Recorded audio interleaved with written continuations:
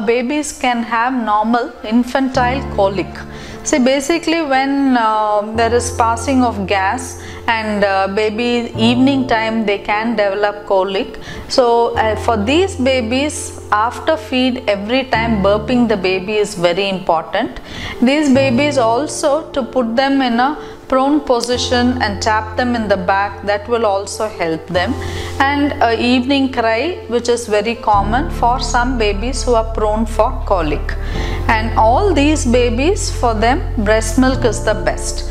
See, mother's milk gives the best nutrition a baby requires. So as soon as the baby is born, mother secretes colostrum, which has a lot of immunoglobulins which give immunity for the baby. Apart from this, a mother's diet, a nutritious diet will help a newborn. So there is no restriction in the mother's feed.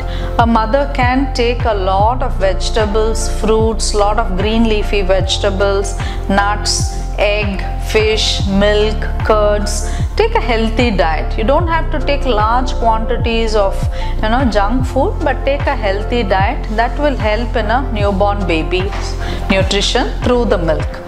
Apart from this, baby's nutrition, in case the baby's weight gain is not adequate, then you will have to consult your pediatrician.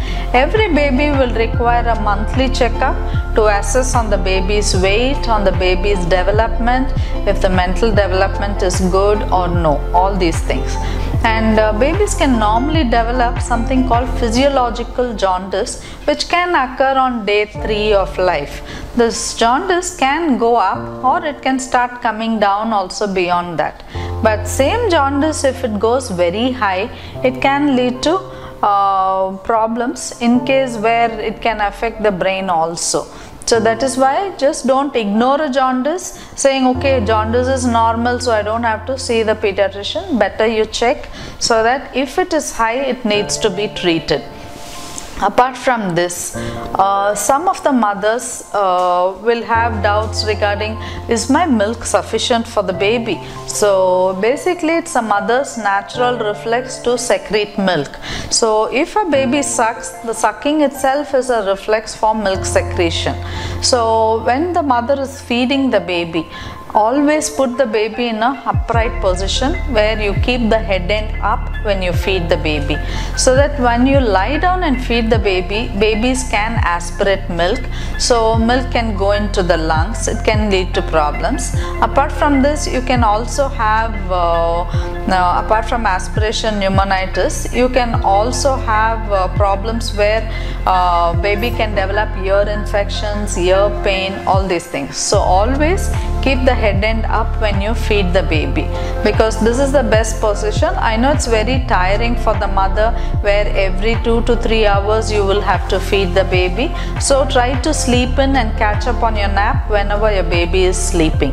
And basically even a sleeping baby, try to wake the baby up and then feed if your baby is sleeping for beyond 4-5 hours.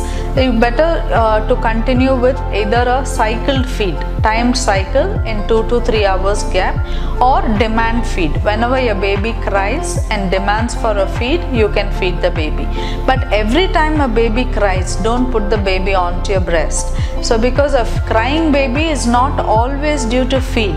You need to see whether the baby is comfortable, baby is clothed well, the temperature is correct for your baby, if the baby has passed urine or motions.